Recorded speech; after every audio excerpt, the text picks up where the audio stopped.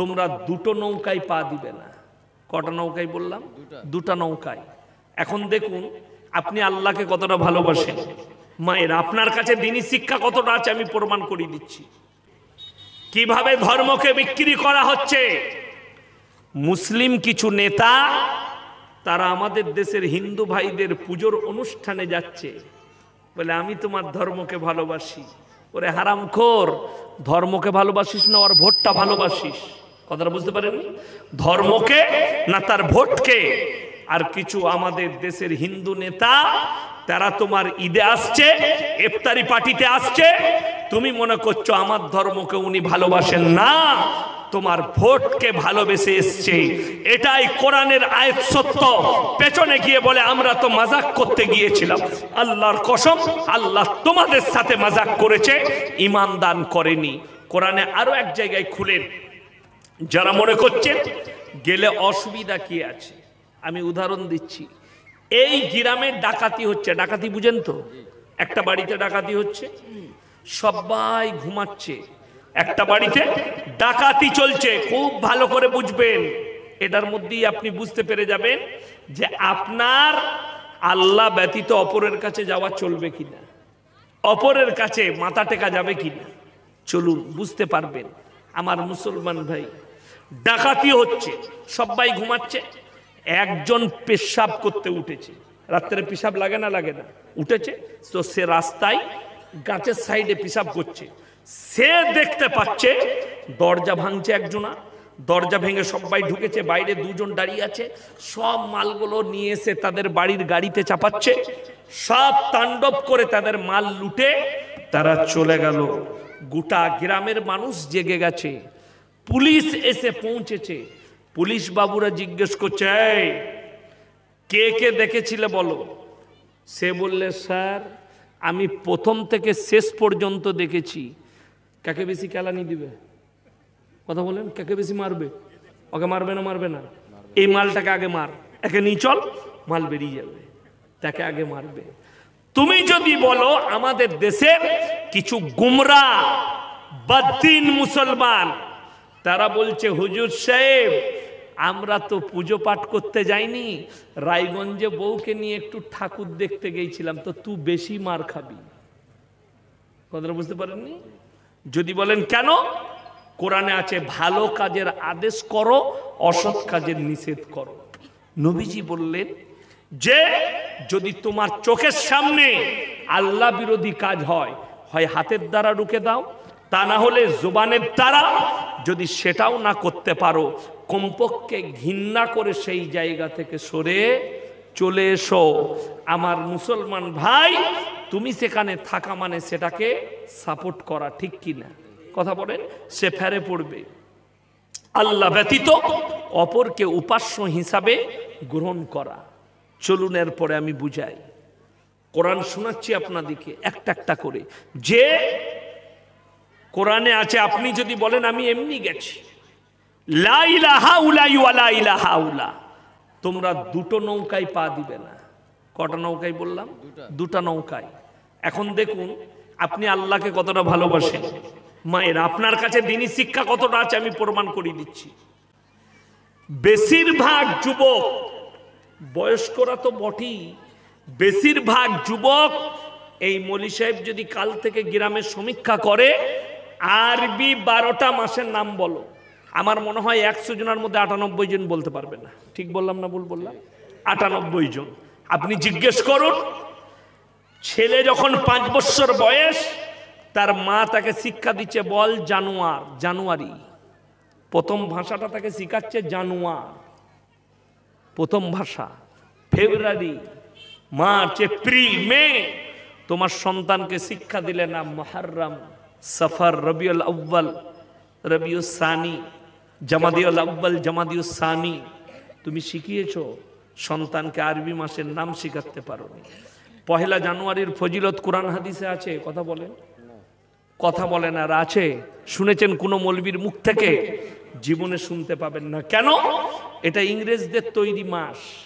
মাসটা আপনি মানতে পাবেন না এটা কথা নয়, কিন্তু ফজিলত নেই। কিন্তু মুহররম মাসের ফজিলত আছে, আছে না নাই? আছে হাদিসে।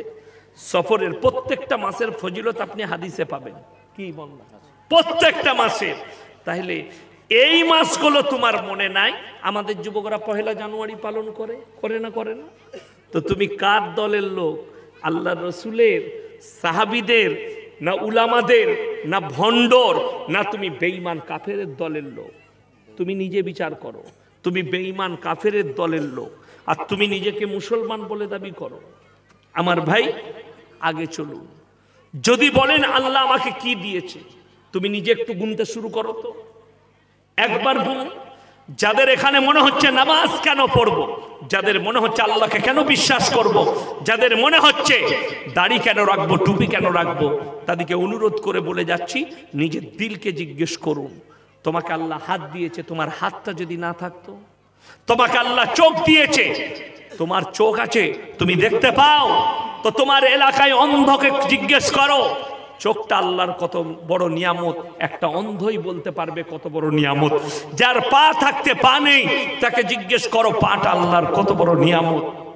আমার ভাই, যাদের চোখ আছে, চোখওয়ালা দিকে বলছি, তুমি চোখটা বন্ধ করে বেশি নয় 10 পা চলে দেখাও, পারবে না। 10 পা চলতে পারবে না। কেন? আল্লাহ তাহলে চোখটা কত বড় নিয়ামত দিয়েছে। কোরআনে আছে, আল্লাযী আহসানা কুল্লা শাইইন খালকাহু আবদা খালকাল ইনসানি মিন তিন। আমি মানুষকে কাদা মাটি দিয়ে তৈরি করেছি। জোরে বলুন সুবহানাল্লাহ। এক টপ নিসাজ তোমরা স্ত্রী জরায়ুতে নিক্ষেপ করো, আমি আল্লাহ রাব্বুল আলামিন সেইখান থেকে আল্লাযী আহসানা কুল্লা শাইইন খালকাহু আবদা খালকাল ইনসানি মিন তিন সুম্মা জাআলা লাসলাহু মিন সুলালাতিন মিন মাইন মাহিন সুম্মা সাওয়াহু ওয়া নুফিকা ফীহি মির রূহিহি ওয়া জাআলা লাকুমুস সামআ ওয়াল বাসারা ওয়াল আফইদা কালিলাম মা তাশকুরুন। তোমরা স্ত্রী জরায়ুতে এক টোপ পানি নিক্ষেপ করো নিসাত, বাকি সমস্ত কাজ আমার আল্লাহ।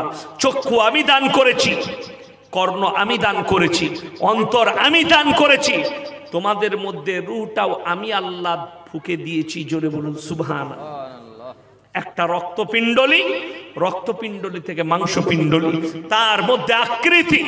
কোরআনে আল্লাহ বললেন আমি আকৃতি দিয়েছি, তার ভেতরে চক্ষু দিয়েছি, কর্ণ দিয়েছি, আপনার হাত পা দিয়েছি, আর তার ভেতরে আমি রূহটাকে আমি আল্লাহ ফুঁকে দিয়েছি। পৃথিবীর মানুষ বুঝে না। আপনি জানেন না আপনার সৃষ্টি সম্পর্কে? আল্লাহর কসম, যদি রাতের বেলায় শুয়ে চিন্তা করেন যে আল্লাহ আমাকে কিভাবে মায়ের পেটে রেখেছিলেন, আবার দুনিয়াতে পাঠিয়েছেন, সারা রাত সিজদায় পড়ে কাঁদলেও আপনার শুকর আদায় শেষ হবে না। ভেবে দেখুন, দুনিয়াতে কেউ কি যদি 1 গ্লাস রক্ত দেওয়া হয়, রক্ত পান করা জায়েজ না না জায়েজ? হারাম। এমনি যদি আপনাকে বলা হয় রক্তটা পান কর, আপনি পান করতে পারবেন না। জানেন, মায়ের গর্ভে আল্লাহ তাআলা তোমার যে খাবারটা রেখেছিল সেটার নাম হচ্ছে রক্ত। তোমার মায়ের শরীরে রক্ত, তোমার সেটাই ছিল খাবার। আল্লাহ নাভির মাধ্যম দিয়ে খাইয়েছে তোমাকে। মুখ অফ, সায়েন্স বলছে, কোরআনে আছে। আল্লাহ বললেন আমি তোমাদের মুখের দ্বারা রক্ত খাওয়াইনি, তোমাদের লাভির দ্বারা তোমার শরীরে রক্ত গেছে, সেটাই ছিল তোমার জন্য খাবার। আমি খাইয়েছি, মায়ের গর্ভে আমি জীবিত রেখেছি।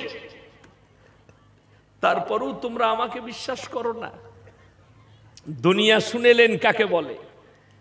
এই যে আপনাদের এখানে পুকুর আছে না নাই? পুকুর, পুকুর আছে তো? পুকুরে মাছ এক জায়গায় দাঁড়িয়ে থাকে না, গোটা পুকুরটা ছুটে, গোটা পুকুরটা ছুটে। পদ্মায় যদি দেখেন ফারাক্কা ব্যারেজে গেটেতে একটা মাছ থাকবে, সেই মাছটা কালকেই বাংলাদেশ পৌঁছে যাবে পানির তলায় তলায়, ঠিক কিনা? আল্লাহ যেমন সমুদ্রের মাছ এক প্রান্ত থেকে আর এক প্রান্ত ছুটে, আমি আল্লাহ বলছি তোমাদেরকে এত নিয়ামত দিয়েছি, নিয়ামত দিয়ে গোটা পৃথিবীর মানুষকে ঢেকে দিয়েছি, তোমরা আমার নিয়ামতকে বুঝতে পারোনি। কোরআন খুলেন, বুঝতে পারবেন আল্লাহ কতগুলো নিয়ামত দিয়েছে। আলাম নাজালিল আরদা মিহাদা والجبال أوتادا وخلقناكم أزواجا وجعلنا نومكم سباتا وجعلنا الليل لباسا وجعلنا النهار معاشا وبنينا فوقكم سبعا شدادا وجعلنا سراجا وهاجا وأنزلنا من الموسرات ماء سجاجا لنخرج به حبا ونباتا وجنات ألفافا ألم نجعل الأرض مهادا আমি কি জমিনকে করিনি তোমাদের জন্য বিছানা, পানির মতো পাতলা করিনি, পাথরের মতো শক্ত করিনি। মানুষ পুঁতে দেবে মাটি করে দেব, লোহা পুঁতলে মাটি করে দেব, কিন্তু তোমরা যখন বান্দা বুক চিড়ে দাও, তোমরা লাঙল দিলে বীজ রোপণ করলে, একটা পুঁতলে আমি জমিনকে বলেছি 1000টা ফেরত দেবে। জোরে বলুন সুবহানাল্লাহ। একটা পুঁতবেন 1000টা ফেরত পাবেন। মানুষ পুঁতলে মাটি করে দিই, লোহা পুঁতলে মাটি করে দিই, বান্দা বীজ রোপণ করলে আমি জমিনকে হুকুম দিয়েছি একটা পুঁতলে তুমি 1000টা ফেরত দেবে। কোরআনে এই তাফসীরটা শুনেলেন, আলাম নাজআলিল আরদা মিহাদা, আমি জমিনকে করেছি তোমাদের জন্য বিছানা। বিজ্ঞানে চলুন, পৃথিবীর বৈজ্ঞানিকরা বলছে পৃথিবীটা গোল ফুটবলের মতো, বলছে না বলেনি? গোল ফুটবল। বিজ্ঞান আপেক্ষিক। যারা বিজ্ঞানের স্টুডেন্ট আছেন, মাস্টার আছেন, ডাক্তার আছেন, যারা বিজ্ঞান নিয়ে চলেন তারা শুনে যান, বিজ্ঞান আপেক্ষিক। আজ যেটা বলছে কাল সেটা ঘটবে না, আজ যেটা চলছে কাল সেটা চলবে না। তার নাম আল্লাহ, তার নাম হচ্ছে আল্লাহ। যেমন আমি যখন স্কুলে পড়েছি তখন পৃথিবীটা ছিল কমলা লেবুর মতো, আমি পড়েছি, আপনারা পড়েছেন না পড়েননি অনেকে? পৃথিবী কমলা লেবুর মতো। তার পরের বৈজ্ঞানিকরা এসে বললে আমরা সব কিছু গবেষণা করে দেখলাম নট কমলা লেবু, পৃথিবীটা গোল ফুটবলের মতো। এখন বর্তমানে কিছু বৈজ্ঞানিক দাবি করছে পৃথিবীটা গোল ফুটবল নয়, ডিম্বাকৃতি, ডিমের মতো।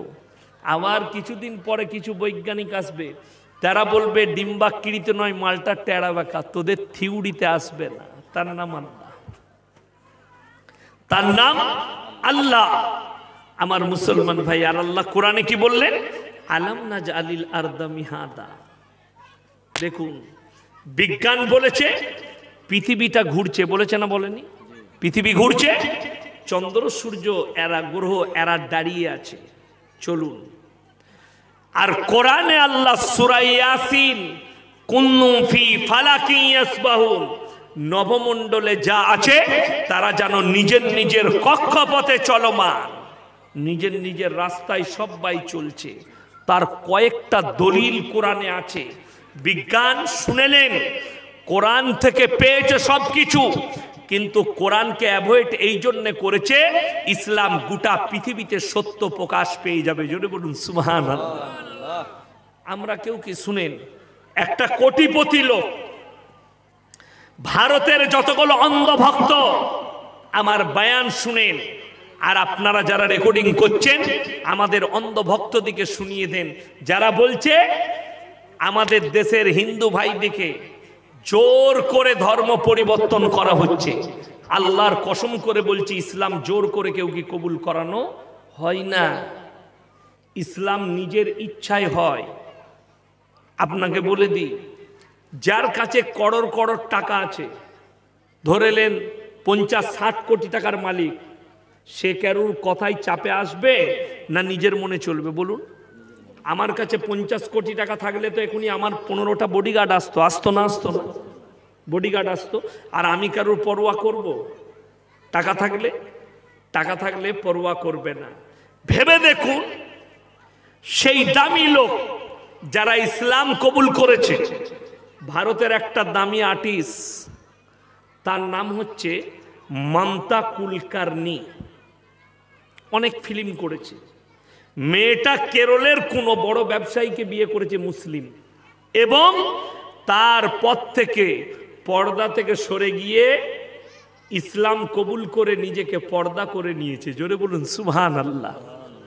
তাকে কিন্তু কেউ বাই প্রেসার দেয়নি, সে খালি একটা বিবৃতি দিয়েছিল যে আমি কোনো একটা অপরাধের কারণে একবার সৌদিতে জেলে গিয়েছিলাম, দুবাই।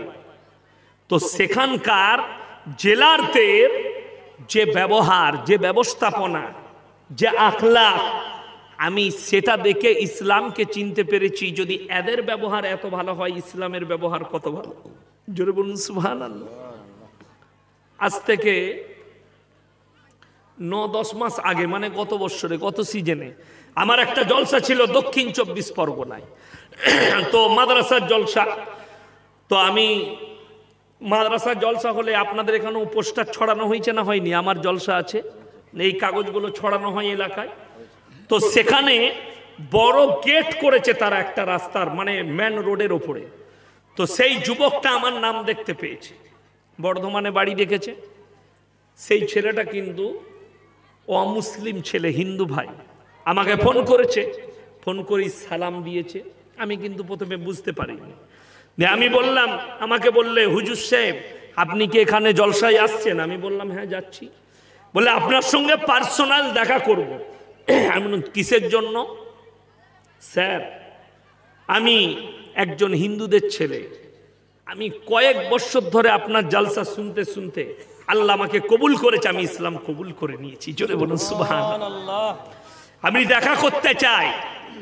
এখন আমার পরিবার জানে না, আর এখন জানাতেও চাই না। আমি নামাজও পড়ি, কলেজে পড়াশোনা করে ছেলেটা ইউনিভার্সিটিতে। বললে আমি নামাজ পড়ি, রোজাও রাখি। আমি বাড়িতে থাকি না, আমি হোস্টেলে থেকে রোজা রাখি, নামাজ পড়ি, সব করি। দেখা করবো, আপনি এসো। তো আমি ওখানে ডাকলাম। একজন বক্তা আছে, তার নাম পাপ্পু যাদব, মুসলিম বক্তা। তার বাড়িতে সে দাওয়াত দিয়েছে খাবার, তার বাড়িতে খেতে বসেছি। ছেলেটা খাচ্ছি, তখন এসছে, ফোন করেছে, আমরা নিয়ে এসো তাকে আমার কাছে। তো সে আমার কাছে এলো। আমরা ভাই বসো, খানা খাও। এটা তো ইসলামের আখলাক। তুমি খানা খেলে দস্তরখানে কেউ যদি আসে তাকে ডেকে বস করিয়ে নাও। তাকে বস করিয়েছি, সে না করতে পারেনি, বসলো, খানা খাচ্ছে। তো সেখানে গরুর মাংস আছে, মুরগি আছে, অনেক কিছু আছে, মাছ আছে, ইত্যাদি আছে। তো তাকে আমি বললাম গরুর মাংস খাবে? বলে জি হুজুর সাহেব দিন। আমরা তুলে দাও ওকে। 2 পিস দিল, মাছও দিল, খাচ্ছে। খেতে খেতে সে বললে একটু পানি পান করুন। পানি দেওয়া হলো একটা গিলাস, অর্ধেকটা খেয়েছে। সেই অর্ধেকটা পানি আমি পান করেছি আমার খাওয়ার পরে। সে বললে স্যার আপনি আমার এঁটো পান করলেন। আমি বললাম তোমার হাদিস জানা নাই, আজকে একটা হাদিস শুনে যাও। আল্লাহ রসুল সাল্লাল্লাহু আলাইহি সাল্লাম বলেছেন, এক মুমিন আর এক মুমিনের ভাই ভাই। আপনারা মাসলাটা শুনে যান। কোন মুসলমান সে যদি হারাম দ্রব্য পান না করে, হারাম দ্রব্য যদি না খায়, তার এঁটোটা খাওয়া মুমিনের জন্য, একটা মুমিনের জন্য জায়েজ আছে। জোরে বলুন সুবহানাল্লাহ। তো সেই ছেলেটা না নেশা করে, না বিড়ি খায়, না সিগারেট খায়, না কিছু খায়। সেই ছেলেটা কিন্তু বড় পবিত্র ছেলে, যেহেতু সে ইসলাম কবুল করেছে। আমি বললাম তোমার এঁটো খাওয়া আমার জন্য, এক মুমিন ভাইয়ের জন্য জায়েজ আছে। সে খাবারের পরে হাত দুটো ধরে কি বলল জানেন? স্যার আমি ইসলাম কবুল করেছি, আল্লাহ আমাকে কবুল করেছে। আজকে বুঝতে পারলাম ইসলাম কবুল করাটা আমার জন্য সফল হয়েছে। আপনার চরিত্র যদি এত ভালো হয়, আখলাক, রসুল সাল্লাল্লাহু আলাইহি সাল্লাম কতটা আখলাকি ছিলেন, কত চরিত্রবান ছিলেন। জোরে বলুন সুবহানাল্লাহ। নবীজিকেও কি ঘৃণা করতে শিখায়নি? এই ছেলেটা বড় ধনীর ছেলে, যার কথা বলছি, বাপের একটাই বেটা, বড় ধনীর ছেলে। এরপর বলুন, তাকে কেউ তলোয়ার লাগায়নি, তাকে কেউ গায়ে হাত দেয়নি, তার কেউ কলারটা ধরেনি। বড় কষ্টের বিষয়। তারপরও বলছে আমাদের দেশে ধর্ম পরিবর্তন করা হচ্ছে না, এটা ভুল বার্তা।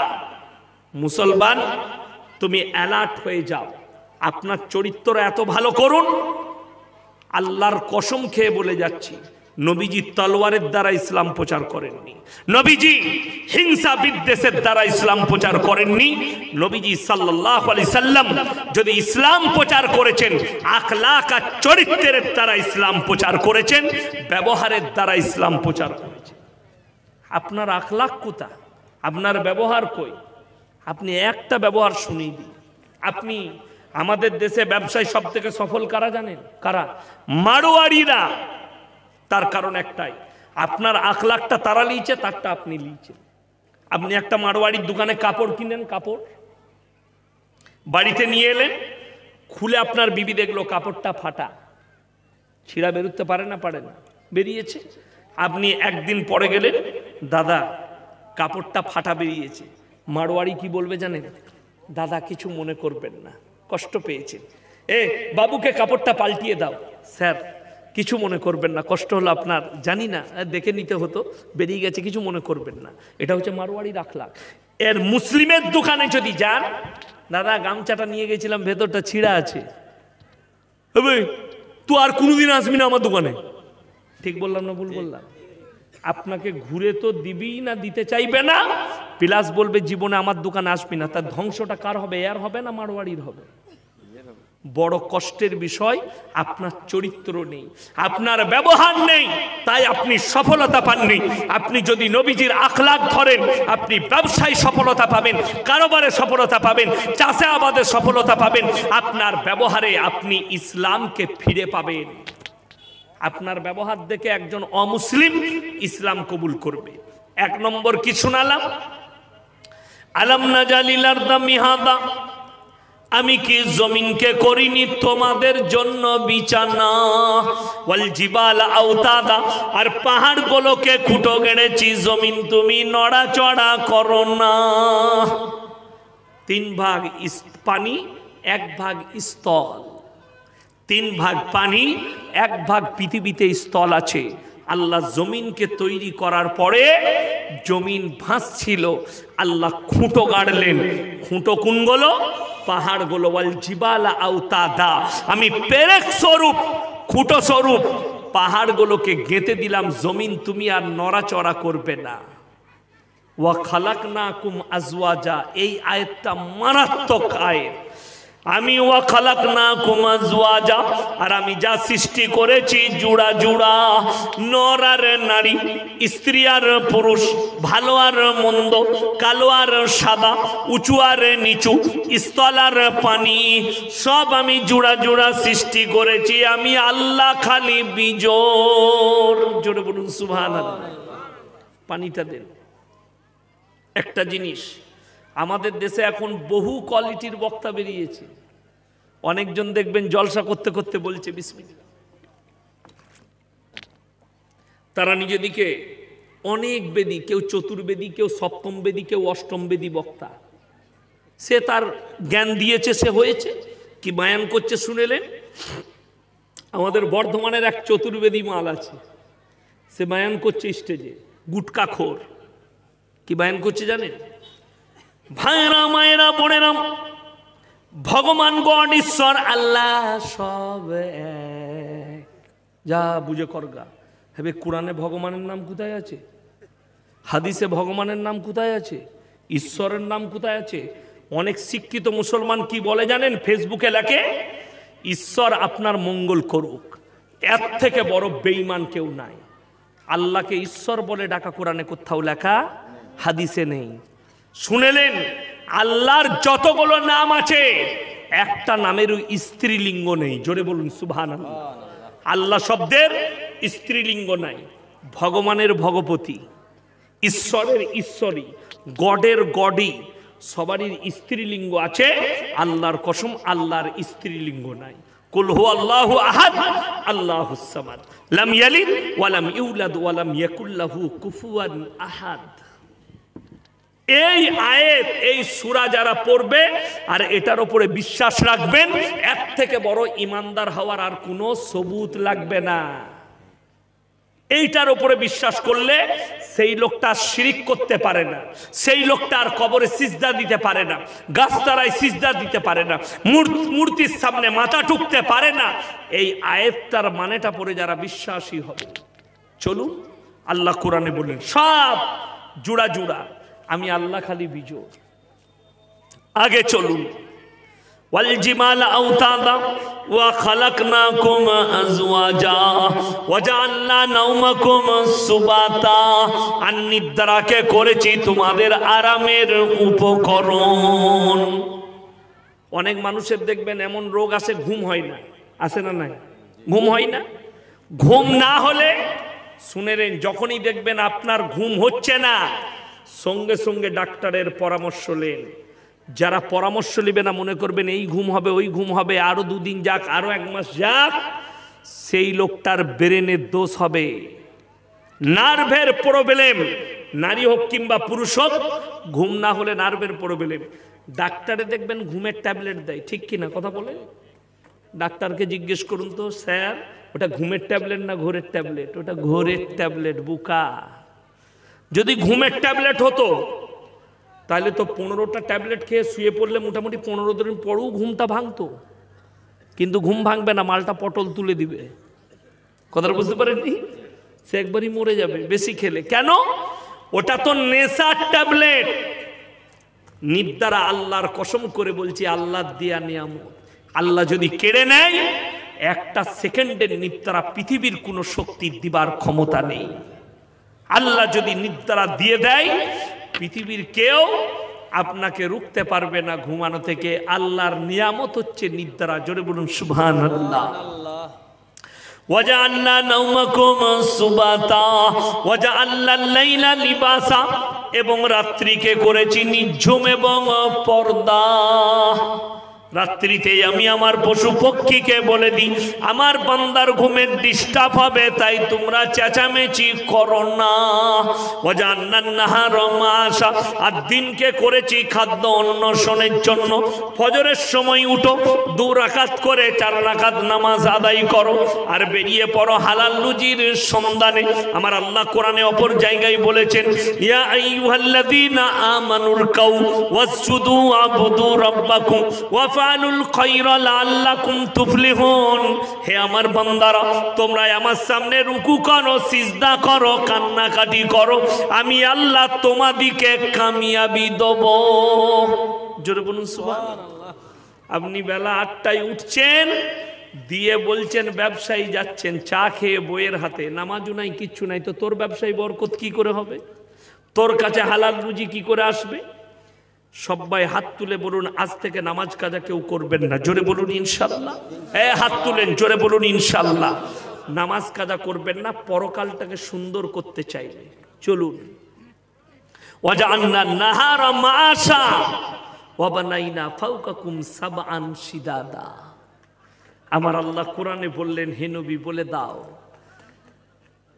আলাম নাজআলিল আরদা বিহাদা ওয়াল জিবালা আওতাদা ওয়া খালাকনাকুম আজওয়াজা ওয়াজআলনা নাওমাকুম সুবাতা ওয়াজআলনাল লাইলা লিবাসা ওয়াজআলনান নাহারা মাআশা ওয়া বানাইনা ফাওকাকুম সাবান শিদাদা ওয়াজআলনা সিরাজাও ওয়াহাজা ওয়া আনজালনা মিনাল মুসিরাতি মাআন সাজ্জাজা। হে নবী বলে দাও, তোমরা একটা প্যান্ডেল বানালে 50টা বাঁশ গাড়ো, একটা বাড়ি তৈরি করলে 50টা পিলার দাও, আর আমি আল্লাহ 7ম আসমান সৃষ্টি করেছি বিনা বাঁধনে, বিনা থাম্বাই। জোরে বলুন সুবহানাল্লাহ। কোনো বাঁধন নেই, কোনো থাম্বা নেই, কোনো খুঁটি নেই। আমি 7টা আসমান আমার হুকুমে দাঁড় করিয়ে দিয়েছি। তোমরা একটা প্যান্ডেল করলে 500টা খালি বাঁশ বেঁধেছো আর বাঁশ কেড়েছো। তোমরা খালি দেখে নাও। ওয়াজআলনা সিরাজা ওয়াহাজা, যার মধ্যে আমি সূর্যকে দাঁড় করিয়েছি। কিয়ামত পর্যন্ত আমার সূর্যের আলোর পরিবর্তন তোমরা পাবে না। তোমার কারেন্ট চলে গেলে লাইট বন্ধ হয়ে যাবে, জেনারেটর বন্ধ হলে লাইট বন্ধ হবে, ব্যাটারি শেষ হলে মোবাইল অফ হবে। আল্লাহর কসম, কিয়ামতের সকাল পর্যন্ত আমার হুকুম না আসা পর্যন্ত সূর্যের আলোর এতটুকু পরিবর্তন তোমরা পাবে না। জোরে বলুন সুবহানাল্লাহ। এরপরেরটা শুনেলেন, ওয়ানজালনা মিনাল মুসিরাতি মাআন সাজ্জাজা। মসজিদে আমাকে উঠালো 9:45, বাবুরা কমিটির ছেলে, স্যার উঠে পড়ুন, আপনার টাইম হয়েছে, মেঘের অবস্থা খারাপ, মেঘের হালত খারাপ, আমাদের সমাজের লোক মনে করে বৃষ্টি কেন হচ্ছে। আপনাকে বলে দিই, গ্রীষ্মকালে বৈশাখ জ্যৈষ্ঠ মাসে কলের লিয়ার নামে না নামে না? নেমে যায়, টাইট হয়ে যায়। আপনি আপনার পুকুরে পানি থাকে না, নদীতে পানি আছে না নাই? ওই পানি নিয়ে এসে গুড়ায় পাম্প লাগিয়ে 3 দিন পানি দেন, আমি বলে যাচ্ছি লিয়ার উঠবে না। ঠিক বললাম না ভুল বললাম? আল্লাহর কসম খেয়ে বলে যাচ্ছি, খালি 1 ঘন্টা যদি বৃষ্টি হয়, 1 ঘন্টা বৃষ্টির পরে কল টিপবে, কল নরম হয়ে যাবে। কথাটা বুঝতে পারেননি? আল্লাহর কুদরত দেখলেন কি বলছেন আল্লাহ কোরআনে, ওয়া আনজালনা মিনাল মুসিরাতি মাআন সাজ্জাজা, মেঘমালা থেকে আমি আল্লাহ ঘন ঘন বৃষ্টি বর্ষণ করি, লিনুখরিজা বিহি হাব্বান ওয়া নাবাতা, তার দ্বারা তোমরা ধান শস্যে গম আলু ফসল ইত্যাদি উৎপন্ন করো, ওয়া জান্নাতিন আলফাফা, আর ফল ফ্রুটে ভরা বাগান। যতক্ষণ পর্যন্ত ভালো, এই যে দেখবেন কদিন বৃষ্টি হচ্ছে না হয়নি, এই বছরে কিন্তু আমের মুকুল আসবে প্রচুর। বৃষ্টির পানি আমের ডগায় পড়লে, গাছের ডালে পড়লে ফলন বেশি হয়। ধানেতে বৃষ্টি না হলে চাল গদবে না। অনেকজন মনে করে চাল কি, বিজ্ঞান পড়ুন বুঝতে পারবেন।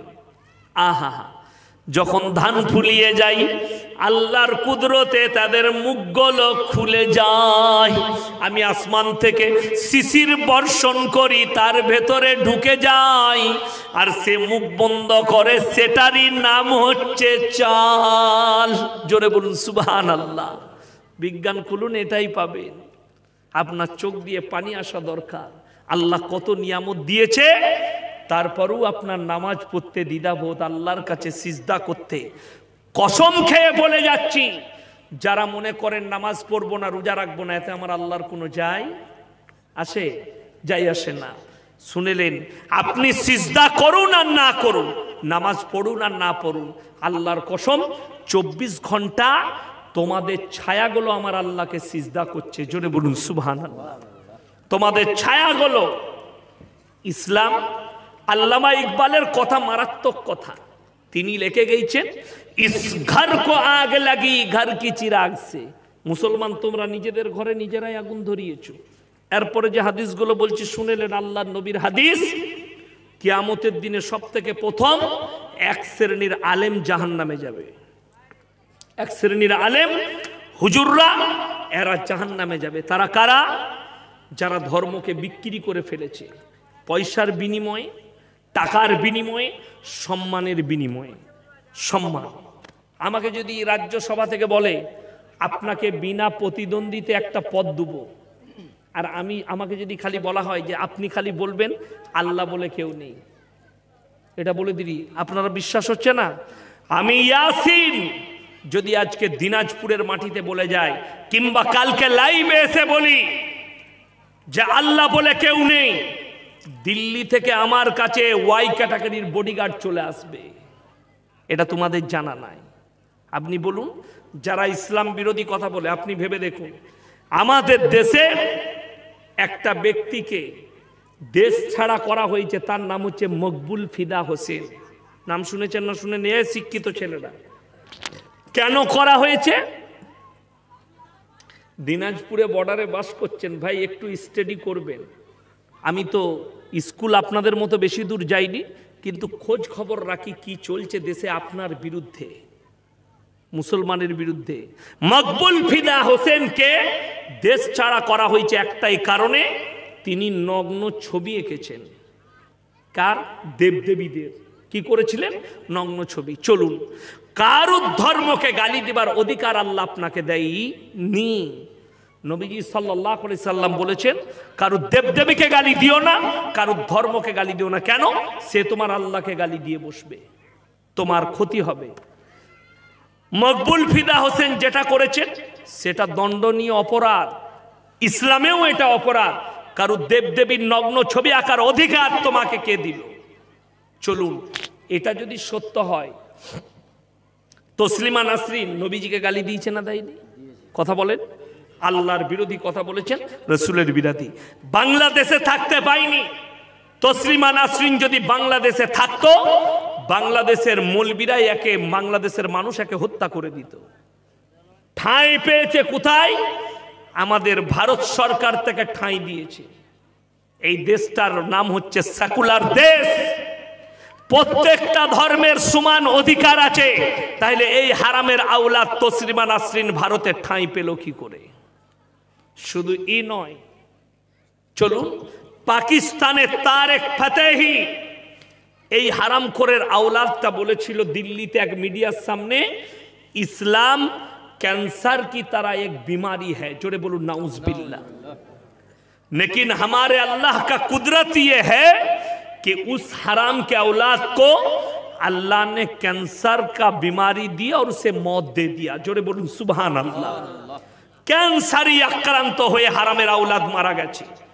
তসলিমা নাসরিন কয়েক বছর আগে বলেছিল ইসলাম হচ্ছে একটা পঙ্গু ধর্ম। জোরে বলুন নাউজুবিল্লাহ। এই পঙ্গু ধর্ম বলার কারণে আল্লাহ তাকেও কিন্তু পঙ্গু করেছে। ক্যান্সারে আক্রান্ত, তার একটা স্তনকে কেটে ফেলেই দিতে হয়েছে। সবাই বলুন না সুবহানাল্লাহ। এটাই হচ্ছে আল্লাহর কুদরত। তুমি ইসলামকে পঙ্গু বলবে, আল্লাহ তোকে পঙ্গু করে দিয়েছে, তোমাকে পঙ্গু করেছে। শুনেলেন বেঈমান কাফেরের এজেন্ডা চলছে। যারা শিক্ষিত মা বোন আছেন তারা আমার কথা মানেন না মানেন, কথাটা কানে ভরে নিয়ে যান। বেঈমান কাফেররা এজেন্ডা চালাচ্ছে ভারতে। মুসলিম যুবকরা যারা স্কুল কলেজে পড়াশোনা করছো, তোমাদের কানে এই এজেন্ডাটা যাচ্ছে। সেই এজেন্ডাটার নাম হচ্ছে মুসলমান চার চার শাদিয়া করতে হ্যাঁ। মুসলমান চারটা করে বিয়ে করে, এটার উপরে আইন হওয়া দরকার। আমাদের দেশের শিক্ষিত মুসলমান মেয়েরা বলছে হ্যাঁ এটা তো ভুল কাজ, এটা তো মারাত্মক ভুল, এটা ইসলামের ভুল। আপনাকে বলে দিই, আমার কথা নয়, ইউটিউবাররা যারা আছো তারা শুনে যাও। এই বয়ানটা ছাড়ার আগে আমার সঙ্গে যোগাযোগ করবে কিংবা আমার ম্যানেজারের সঙ্গে। আমি ওই হারামখোরের বয়ানটা তোমাদিকে দেবো, দুটোকে অ্যাটাচ করে ছাড়বে যাতে আমি অপরাধী না হয়ে যাই। কেন? আমাকে জেলে দিতে পারে এই বয়ানটা করার কারণে। আমি যে কথাটা বলতে যাচ্ছি এটা কিন্তু আমার ভাষা নয়, এটা কিন্তু আমার বক্তব্য নয়। আমাদের দেশে একটা ছোট দাজ্জাল বেরিয়েছে, তার নাম হচ্ছে বাগেশ্বর ধাম বাবা। সুন্দর দেখতে, দেখবেন আমাদের বয়সী হবে মনে হয় হারামখোরটা। সে মানুষের ইমানকে ধ্বংস করছে। সে নিজে বলেছে, শুনেলেন আমাদের দেশের যে সনাতনী ভাইরা, যদি আমার এই সবাই কোনো হিন্দু ভাই এসে থাকেন, অমুসলিম ভাই, দলিত ভাই, তারা শুনে যান, ইসলামে 4টা বউ রাখলে যদি অপরাধ হয়, হিন্দু ভাইদের পণ্ডিতরা বলছে শ্রী কিষণ কা 16,100 বিবিয়া থি। 16,100। আচ্ছা 16,100টা বেশি না 4টা বেশি? 16,100টা বেশি। আল্লাহর হাবিব সাল্লাল্লাহু আলাইহি সাল্লাম 11টা বিবাহ করেছেন, তার মধ্যে 10টা বিধবা। একজন অবিবাহিতা ছিলেন, তিনি হচ্ছেন মা আয়েশা সিদ্দিকা রাদিয়াল্লাহু তাআলা আনহা। এরপর একটা হাদিস শুনে যান। আল্লাহর নবী সাল্লাল্লাহু আলাইহি সাল্লাম যতগুলো বিবাহ করেছেন একটাও নিজের মন থেকে নয়, সব আল্লাহর হুকুম নিয়ে বিয়ে করেছে। জোরে বলুন না সুবহানাল্লাহ। তাহলে আমাদের 4টা বিয়ে করলে যদি অপরাধ হয়, 16,100 বিয়েটা কি হবে? ওটা জায়েজ। তোমাদের কথাই বলছি। চলুন এরপরে বাগেশ্বর ধাম বাবার বক্তব্য শুনে নেন। এটা তোমরা আমার কাছে চাইবে, যদি এই ক্লিকটা ছাড়তে চাও তার আগে ছাড়বে না, আমি দিয়ে দেবো, দুটোকে ম্যাচিং করে ছাড়বে। যা প্রথমে যেন তার বক্তব্য চলে, তারপরে আমার উত্তরটা চলে, ঠিক কি না?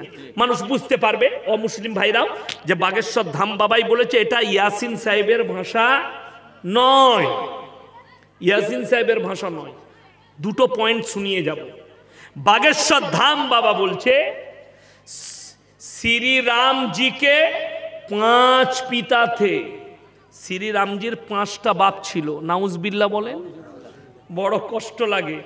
हम अगर 4 बीवी रखते तो ये अपराध है, ये इसके ऊपर कानून होनी चाहिए। और तुमने बताया बागेश्वर धाम बाबा, आप ही ने कह रहे हैं कि श्री राम जी के 4-5 पिता थे, 5টা বাপ। ইসলামে একটা মেয়ে 4টা বিয়ে করতে পাবে? কথা বলে না, পাবে? পাবে না। যদি বলেন যুক্তি দিয়ে বুঝতে হবে, অনেক মেয়ে বলবে, অনেক নারী বলবে শিক্ষিতরা, যুক্তি দিয়ে বুঝান কেন পাবে না। প্রশ্ন না, প্রশ্ন নয়, আপনি খালি না পাবে না বলে দিলেই হবে না। যারা বললেন পাবে না, আমাকে বুঝিয়ে দেন তো কেন পাবে না। আপনি তো বুঝতে পারবেন না। আমার যুবকরা শোনো, এটা মাথায় গেঁথেলেন এই বায়ানটা, সবাই গাঁথবেন তো। কেন? আপনি একটা অমুসলিম ভাইকে উত্তর দিতে পারবেন, আপনার যারা বন্ধু বান্ধব আছে তাদেরকে উত্তর দিতে পারবেন কেন পাবেন না। চলুন আপনাদেরকে বলে দিই, বিসমিল্লাহ। আজকে আমি আছি, আমাকে যদি জিজ্ঞেস করেন আপনি কে, তো আমি আমার বাবার নাম লুবো না মায়ের? কথা বলে না বাবা? আমাকে যদি জিজ্ঞেস করেন আপনি কে, আমি বলবো আমি হচ্ছি মৌলবি শওকত আলী মাজাহিরির ছেলে, বর্ধমানে। আমার আব্বাজিকে ইনারা চিনেন। আমার আব্বাজি আজকের নয় 52 বৎসর বক্তব্য দিচ্ছেন স্টেজে। তখন গোলাম আহমদ মুর্তজা সাহেব মরহুম, আল্লাহ জান্নাতি করুক, উনার সাথের বক্তা আমার আব্বাজি। বর্তমান বয়স 80 বৎসর। এখনো ইউটিউবে সার্চ করলে পাবেন আমার আব্বাজিকে, মৌলবি শওকত আলী মাজাহিরি বর্ধমানি লিখবেন, আমার আব্বাজিকে দেখতে পাবেন। আমার মতনই কণ্ঠস্বর, উনি বক্তব্য দেয়। আমাদের বাপ বেটার কণ্ঠস্বর এক। আমার ভাই, তো আমি হচ্ছে, আমাকে যদি জিজ্ঞেস করেন, যদি জিজ্ঞেস করেন আপনি কে, তো আমি সর্বপ্রথম আমার মায়ের নাম লুবো না, আমার বাবার নাম লুবো, ঠিক কিনা? আপনাদেরকে যদি জিজ্ঞেস করি আপনি কে, কারুর যদি বাবা মারা যায় তাও বলবে আমি মরহুম অমুকের ছেলে, বলবে না মৃত অমুক ব্যক্তির ছেলে। বাপেরই নামটা লিবে, মায়ের নাম লিবে না। কেন? আল্লাহর কুদরত থেকে ইনসানের যে পরিচয় আল্লাহ ঘটিয়েছেন ওটা বাপের দ্বারা। আপনাদের এখানে ছাগল আছে না নাই? গরু আছে না নাই? কুকুর আছে না নাই? ভেড়া আছে না নাই? মহিষ আছে না নাই? আছে। আচ্ছা, ছাগলের যখন ছানা হয়, আপনারা ছাগলের ছানা বলেন না পাঁঠার ছানা বলেন? ছাগলের ছানা। কেউ বলে পাঁঠার ছানা? বলে না। কেন? আল্লাহ জানোয়ারের যে পরিচয় ঘটিয়েছে ওটা মায়ের দ্বারা, বাপের দ্বারা নয়। কিসের দ্বারা বললাম? মায়ের দ্বারা, বাপের দ্বারা নয়। একটা ছাগল যদি মাঠে যায়, 15, 20, 100টা ছাগল চড়ে না মাঠে? 5টা যদি পাঁঠা থাকে, 5 জনই মিলামিশা করতে পারে, কিন্তু কার বীর্য থেকে সন্তান হয়েছে, বাচ্চাটা হয়েছে, এটা আমার আল্লাহ ছাড়া কেউ জানে না। ঠিক বললাম না ভুল বললাম? আল্লাহ ছাড়া কেউ জানে না। একটা পালে যদি 2টো গাই থাকে আর 5টা যদি ষাঁড় থাকে, 5 জনই মিলামিশা করবে।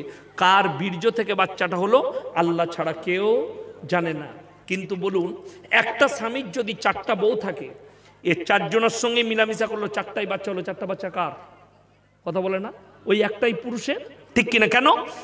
নারীর পেটে বাচ্চা জন্মায়, পুরুষের পেটে নয়।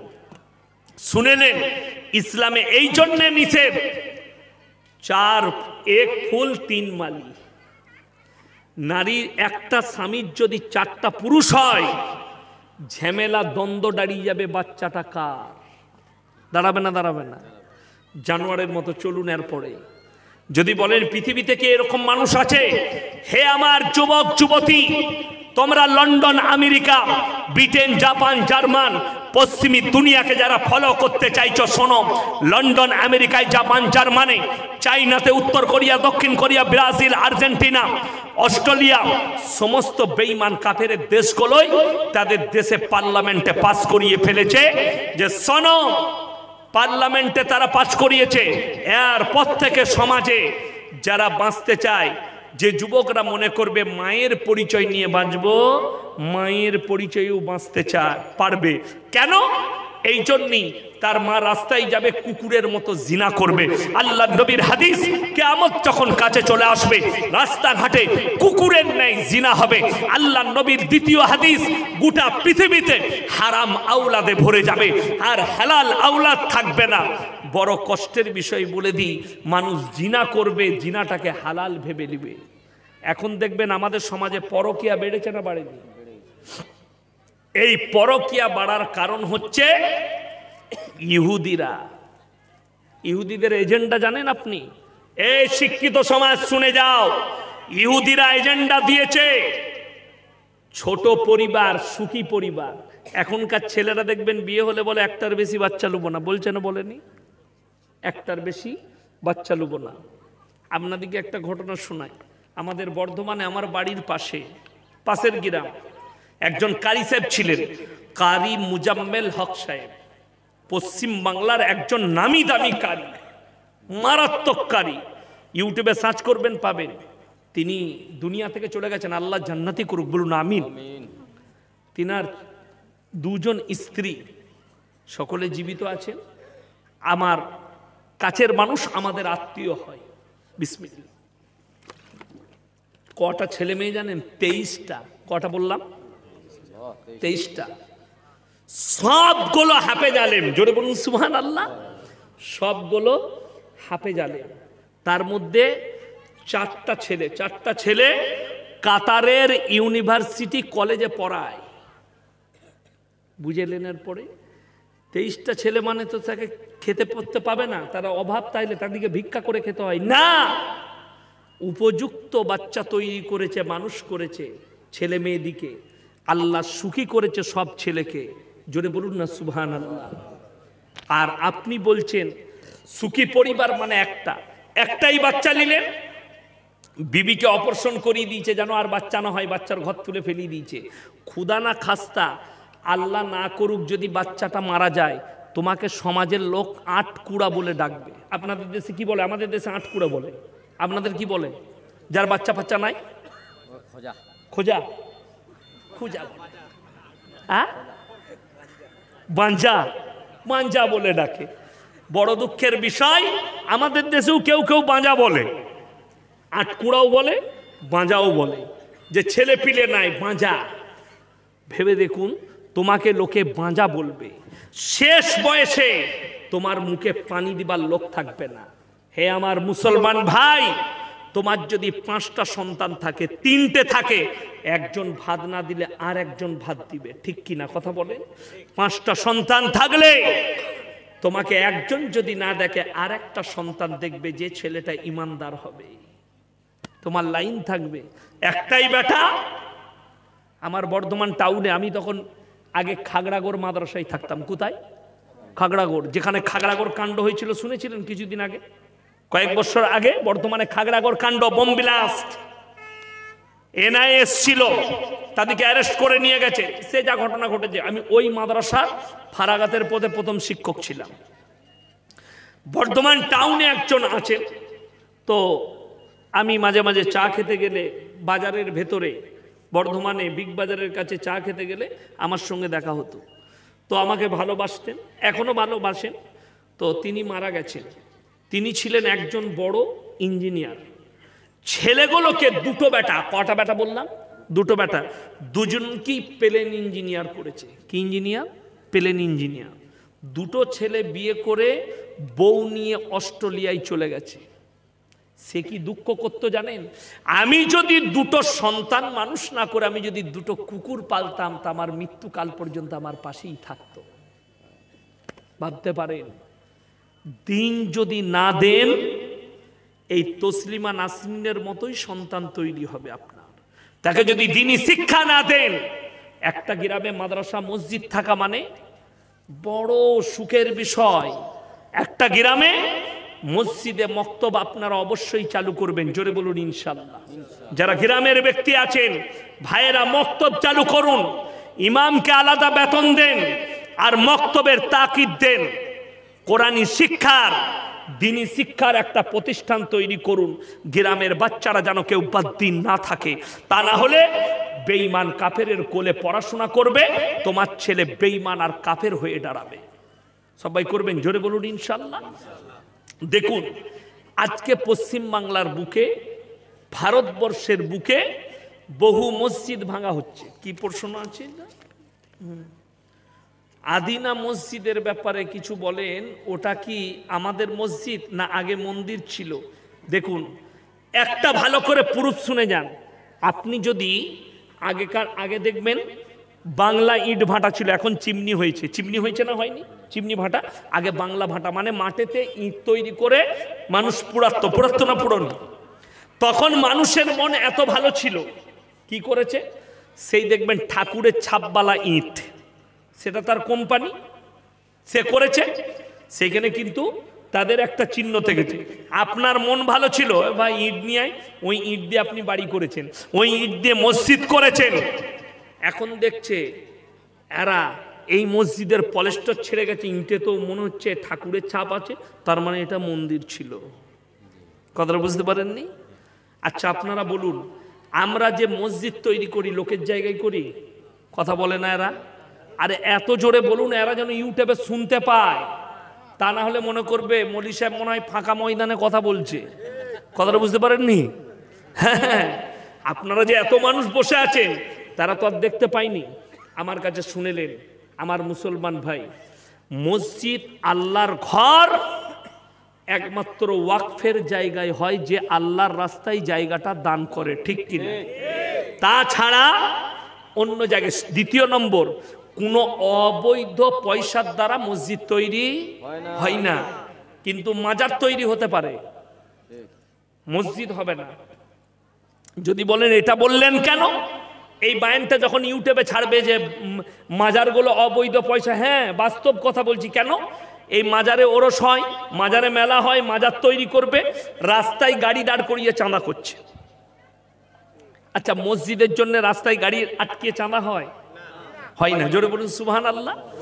মসজিদের চাঁদা দেখুন, আপনাদের কাছে আমার আগের যে ছোট আমার ভাই ছিল, এ ভাইজান কি বললে, ভাই আল্লাহর রাস্তায় দেন, 500 টাকা দেন, 1000 টাকা দেন। আচ্ছা ক্লাবের চাঁদা এইভাবে হয়?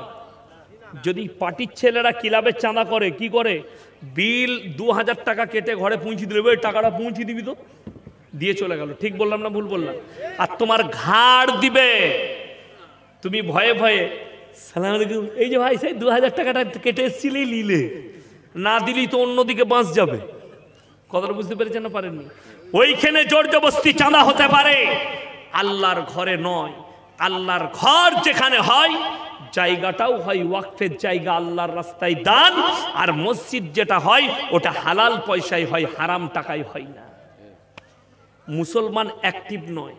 আমি বলেছি বাবা, এই যে আপনার এতদিন পশ্চিম বাংলার মুসলমান শোনো, যেদিনে তোমার আদিনা মসজিদের সামনে ওই হারামখোর কটা পুজো করতে লেগেছে, সেই দিনে তোমার চোখ খুলেছে? তার আগে তুমি কি করছিলে? আমি বলে যাচ্ছি, যে মসজিদগুলো বন্ধ পড়ে আছে, মুসলমান টাকা একাট্টা করো, কোর্টেতে কেস লড়ে মসজিদগুলো উদ্ধার করে মসজিদগুলো নামাজ পড়ে আবাদ করো। এই আদিনা মসজিদের সাহস পেত না যদি আদিনা মসজিদের নামাজ হতো। ঠিক বললাম না ভুল বললাম? আজকে আদিনা মসজিদ বিরান হয়ে পড়ে আছে। হে মুসলিম যুব সমাজ, মুসলমান ভাই, তবে এই হারামখোররা সুযোগ পেয়েছে। আজকে কাটরা মসজিদ বন্ধ পড়ে আছে, লালবাগের কাটরা মসজিদ বন্ধ পড়ে আছে। আমি মুতালবা করব সরকারের সঙ্গে, আমি আবেদন করব পশ্চিমবঙ্গের সরকারকে, যতগুলো মসজিদ আমাদের বন্ধ পড়ে আছে অতি তাড়াতাড়ি কোর্টেতে কেস শেষ করুন, আর এই মসজিদগুলো আমাদের জন্য দরজা খুলে দেন, যাতে আমরা নামাজ আদায় করতে পারি। জোরে বলুন ইনশাআল্লাহ। কেন? এই মসজিদ কারোর বাপের সম্পত্তি নয়, এগুলো আল্লাহর ঘর। আর বড় কষ্ট লাগে, দ্বিতীয় নম্বর কথা বলছি, এ ভারতের अंधभक्तरा, ये हमारे देश के अंधभक्त कान खुलकर सुन लो। अगर तुम ये सोच रहे हो कि मस्जिद को तोड़कर इस्लाम को मिटा देंगे, तो अल्लाह की कसम मैं कह रहा हूं, तुम इस्लाम तो दूर कुरान के एक जेर जबर को भी नहीं मिटा सकते, क्योंकि ये मेरे अल्लाह का वादा है।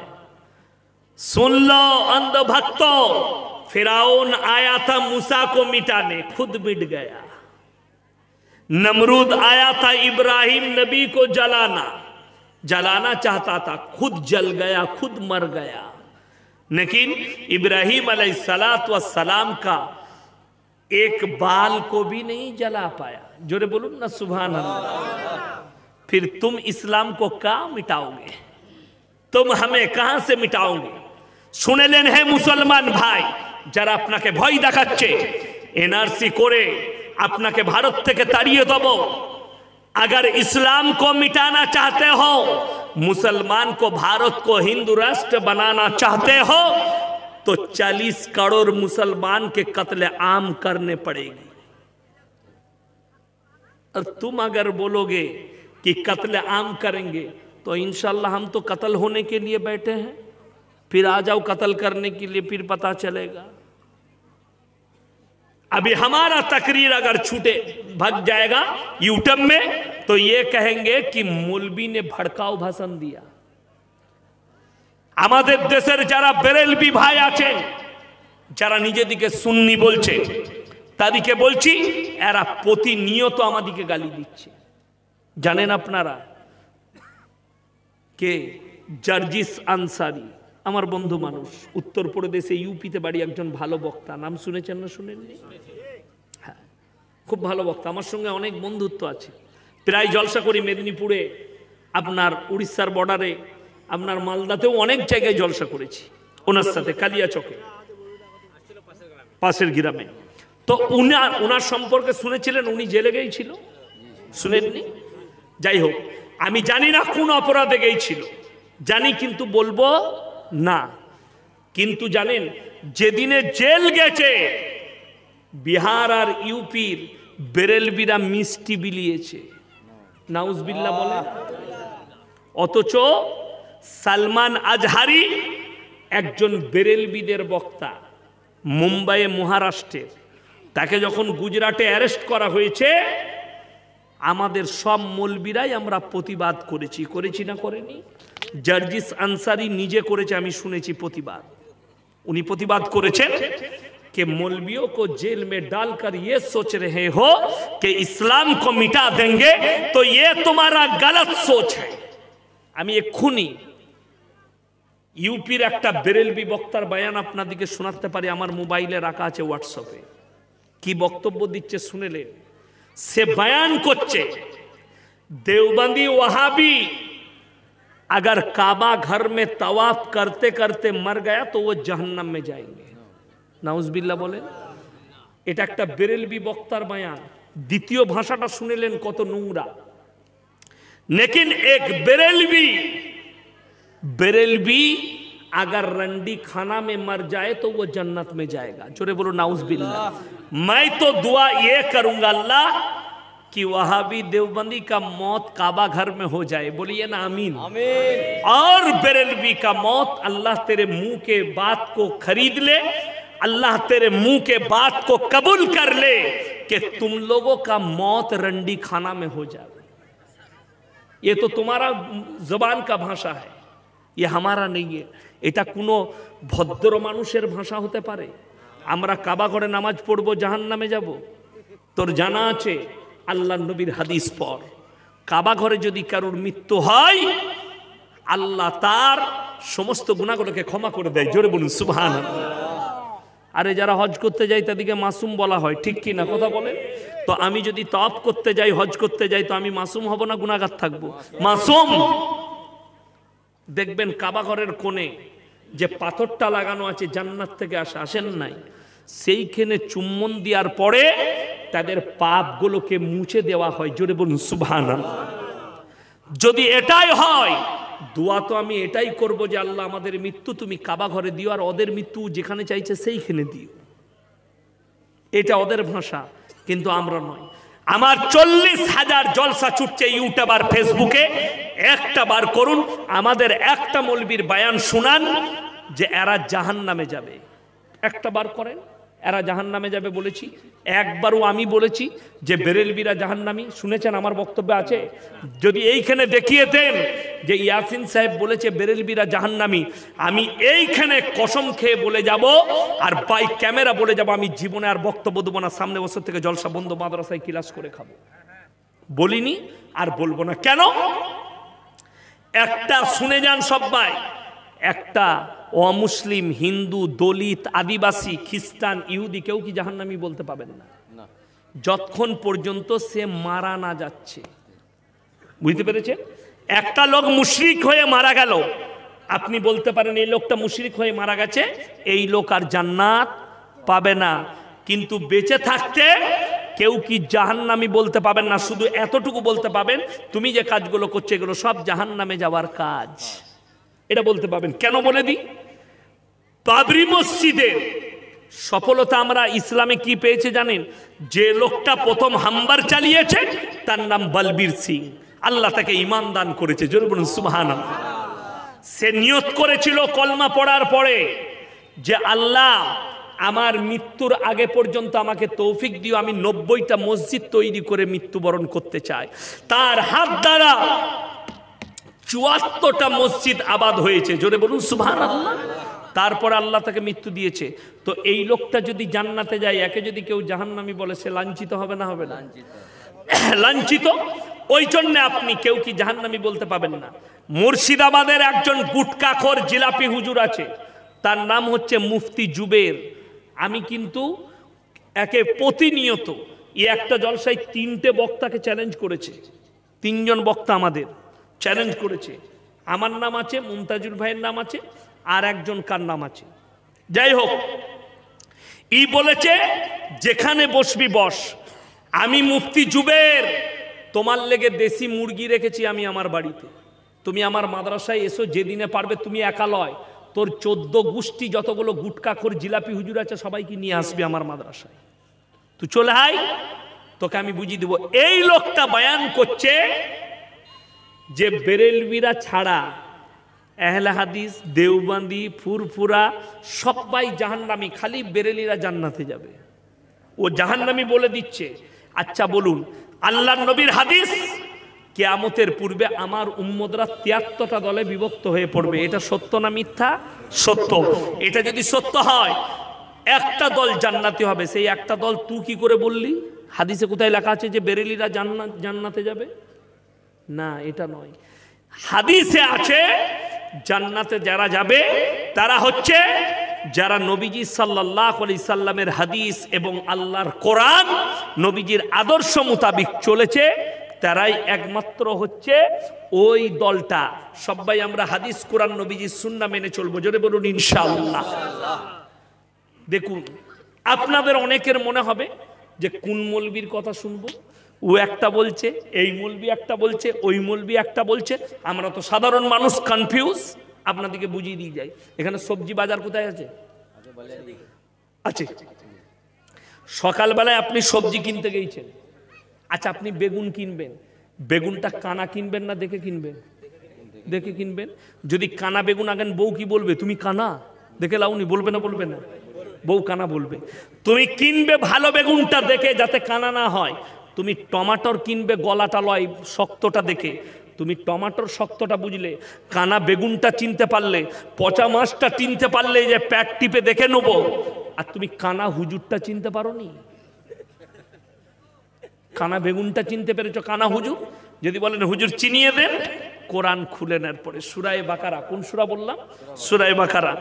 ইন্নাল্লাযীনা ইয়াকতুমুনা মা আনজালাল্লাহু মিনাল কিতাব ওয়া ইয়াশতারুনা বিহি সামানান কালীলা উলাইকা মা ইয়াকুলুনা ফি বুতুনিহিম ইল্লান নার ওয়া লা ইউকাল্লিমুহুমুল্লাহু ইয়াওমাল কিয়ামাতি ওয়া লা ইউযাক্কিহিম ওয়া লাহুম আযাবুন আলীম। হে নবী বলে দাও, ওই সমস্ত হুজুররা ফেরে পড়বে যারা আমার কোরআনের আয়াতকে লুকিয়ে দিয়েছে নিজের পেট চালাবার জন্যে। তারা নিজেদের পেটেতে আগুন ছাড়া আর কিছু ভরে না। আমি আল্লাহ কিয়ামতের দিনে এদিকে কঠিন আযাবে মুবতালা করব। আল্লাহ আমাদের সকলকে হেফাজত করুক, বলুন আমিন। ইমানে আমালে আল্লাহ তারাক্কি দেন। চলুন, এরপরে আল্লাহ মাল দিয়েছে, চাষাবাদ করছেন, টাকা দিয়েছে। 3জন যদি হাত পাতে কোনোদিন ঘুরাবেন না, জোরে বলুন ইনশাআল্লাহ। 3টে ব্যক্তি শুনেন, আমাদের দেশের লোক কি ভাবে জানেন?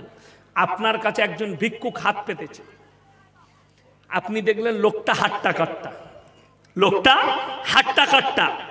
অনেক লোক আছে, এই তুমি কাজ করে খেতে পারো না? নবীজি সাল্লাল্লাহু আলাইহি সাল্লামের হাদিস, তোমাদের শক্তি থাকতে তোমরা হাত পেতে ভিক্ষা করে খেও না, কিন্তু যদি কেউ হাত পেতে দেয় তাকে অপমান অপদস্থ করে ঘুরিও না। অপমান করার ক্ষমতা তোমাকে আল্লাহ দেয়নি। সে হাত পেতেছে, হয়তো তার কোনো মজবুরি হতে পারে, হাত পেতেছে। তোমার যতটুকু সম্ভব 1 টাকা 2 টাকা তুমি দাও, কিন্তু অপমান করো না। যাদেরকে দিয়ে আল্লাহ দান করাচ্ছে তারা শুনে যান, আমার এই কথাটা মাথায় গেঁথেলেন। যদি আপনার দোকান হোক, ব্যবসা হোক, দরজা হোক, মায়েরা বোনেরা শুনবেন, দরজায় এসে যদি কোনো মাকে বলে কই গো আল্লাহর রাস্তায় দুটি চাল দাও, কই গো মা দুটি ভিক্ষা দাও, আপনি এটা ভাববেন আল্লাহ আমাকে দেনেওয়ালা বানিয়েছে, আল্লাহ আমাকে চাইনেওয়ালা বানাইনি। আপনার কাছে যদি কেউ হাত পাতে, দাদা 2 টাকা দাও না, আপনি অন্তরে কাঁদবেন আর কেঁদে পকেট থেকে 2 টাকাই বার করে দিবেন। কেন? আপনি ভাববেন আল্লাহ তুমি আমাকে চাইনেওয়ালা বানাওনি, দেনেওয়ালা বানিয়েছো। এটা ভাবলে, এই কথাটা ভাবলে আল্লাহ আপনার মালে বরকত দিবে। 3টে ব্যক্তি তোমাদের কাছে যদি হাত পাতে, কে কে? وآت ذا القربى حقه والمسكين وابن السبيل ولا تبذر تبذيرا। 1 নম্বর হচ্ছে তোমার কাছের গরিব। আপনার কাছে বাড়ির পাশে গরিব বাস করে, আপনাকে কানে কানে বললে ভাই আমার বাড়িতে চাল নেই, 100 টাকা দাও চাল কিনবো, আপনি লুকিয়ে দিয়ে তার ইজ্জত বাঁচান, এলে নিয়ে যা, কেউ কি বলবি না যে আমি দিয়েছি? এ কাছের গরিব। সেই ব্যক্তি যদি টাকা পাওয়ার পরে চাল কিনে আর যদি বলে আল্লাহ তুমি ভাইকে তুমি সুখী করো, আল্লাহর কসম করে বলছি, নবীজি সাল্লাল্লাহু আলাইহি সাল্লামের হাদিস এবং কোরআন, তার মালে আল্লাহ সঙ্গে সঙ্গে বরকত দেয়। জোরে বলুন সুবহানাল্লাহ। 2 নম্বর ওয়াল ইয়াতামা ওয়াল মাসাকিন। তারপরে লক্ষ্য করবে তোমাদের কাছে এতিম আর মিসকিন কারা হাত পেতেছে। যদি কোনো এতিম আর মিসকিন হাত পাতে, সঙ্গে সঙ্গে তার হাতে পয়সা দাও। তোমার পকেটে 2 টাকা আছে, 1 টাকা আছে, দিয়ে দাও। আমি একদিন, আমার কাজ হচ্ছে রমজান মাসের পরে যখন বর্ষাকাল থেকে ছুটি থাকে, আমি বেশিরভাগ দিন বর্ধমান যাই। বর্ধমানের যে বিগ বাজার আছে, এখন স্মার্ট বাজার হয়েছে, ওখানে আমার একটা বন্ধুর জুসের দোকান আছে। আমি ওখানে গিয়ে বসি, ওইখানেই নামাজ পড়ি, তো ওর কাছে জুস খাই। তো আমি একদিন বসে আছি, তো 2টো বাচ্চা ছেলে, জানি না কোন ধর্মের, তারা এসে 2জন স্বামী স্ত্রী জুস খাচ্ছে। বলছে দাদা একটু খাওয়াও না জুস, দাদা পয়সা দাও না। তো এরা হেই পালা, তোদের স্বভাব চরিত্র দাঁড়িয়ে গেছে, মাগুলো জন্ম দিয়ে ছেড়ে দিয়েছে, এই ভাষা বলল। আমি বললাম আমার কাছে আয়। আমি জুসওয়ালাকে বললাম 2জনকে 2 গিলাস জুস দাও, প্লাস্টিকের গিলাসে নয়, ওই কাঁচের গিলাসটাতে দাও যেটা সবাই খাচ্ছে। পয়সা আমি দিচ্ছি, পয়সা যখন দিচ্ছি তোমাকে ওই কাঁচের গিলাসেই দিতে হবে। তাদের হাতে ধরিয়ে দিলাম, তাদেরকে এটা বুঝাতে চাইলাম তোও মানুষ আর ইও মানুষ, তো একে ছোট করছিস, হারাম কর, তুই যে গিলাসটাই খাচ্ছিস ওই গিলাসই খাচ্ছে, আবার কালকে এসে ওই এঁটো গিলাসটাই তুই খাবি, তাহলে তোর দাম কি রইল? কথাটা বুঝতে পারেননি? একে অপদস্থ করছো, শুনেলেন? ওই জন্য 3 নম্বর ওয়াবনা সাবিলি ওয়ালা তুবাদ্দির তাবদীর। মুসাফির যদি তোমাদের কাছে হাত পাতে, সেই হাতকে তোমরা ফিরিও না। এই 3 জনের হাতকে যারা ফিরিয়ে দিবে আল্লাহ কেড়ে নিবে মাল, আর 3 জনের হাত যারা ভরিয়ে দেবে আল্লাহ এদের মালের সঙ্গে সঙ্গে বরকত দিবে। আজকের এই মজমায় সব থেকে বড় মুসাফিরকে কত কিলোমিটার এসছি জানেন? 355 কিলোমিটার। আমার বাড়ি থেকে এখান পর্যন্ত 355। আমি কত বড় মুসাফির বুঝলেন? বেলা 12টায় গাড়ি ছেড়েছি খানা খেয়ে বাড়ি থেকে, রাত 8টায় ঢুকেছি। 12টা, 1টা, 2টো, 3টে, 4টা, 5টা, 6টা, 7টা, 8টা, 8 ঘন্টা সময় লেগেছে আমার বাড়ি থেকে। 8 ঘন্টা গাড়ির ওপরে রাস্তায় দাঁড়িয়েছি, কখনো চা খেয়েছি, পেশাব করেছি, বাস। এত টাইট হয়েছিলাম, তো আমি এসে বলে দিলাম আমাকে কেউ ডিস্টার্ব করো না, আমি ঘুমাবো। আজকের এই সভায় আমি হচ্ছি সব থেকে বড় মুসাফির। আল্লাহ কোরআনে বললেন এই 3 জনের হাতকে ফিরিও না। আর একটা আয়াত শুনিয়ে দিই, কিয়ামতের দিনে জান্নাতীরা যখন জান্নাতে প্রবেশ করবে, জাহান্নামীরা যখন জাহান্নামে যাবে, কোরআন বলছে জান্নাতীরা প্রশ্ন ছুড়বে কাদিকে? জান্নাতীদিকে। ফি জান্নাতি ইয়াতাসাআলুনা আনিল মুজরিমিনা মা সালাকাকুম ফি সাকার। তোমরা কেন জাহান্নামে যাচ্ছ? তোমরা বলতে আমরা ভালো লোক, ভদ্রলোক। তারা এক নম্বর উত্তর দেবে, ক্বালু লাম নাকু মিনাল মুসাল্লিন, আমরা মুসল্লিদের মধ্যে ছিলাম না। ওয়া লাম নাকু নুতিমুল মিসকিন, এবং আমরা মিসকিনকে খানা খাওয়াইতাম না। ওয়া কুন্না নাখুদু মাল খাইদিন, আর দাড়ি টুপি নামাজি মুসল্লিদিকে দেখে হাসি ঠাট্টা বিদ্রুপ করতাম। আল্লাহ তার জন্য আমাদিকে জাহান্নামে পাঠিয়েছে। তারা দুঃখ প্রকাশ করে বলবে, আমার ভাই, আমি আপনাদের কাছে পৃথিবীতে দুটো জায়গা সব থেকে সুন্দর, কটা বললাম? দুটো। এক হচ্ছে আল্লাহর ঘর মসজিদ, যেখানে আল্লাহর ইবাদত হয়।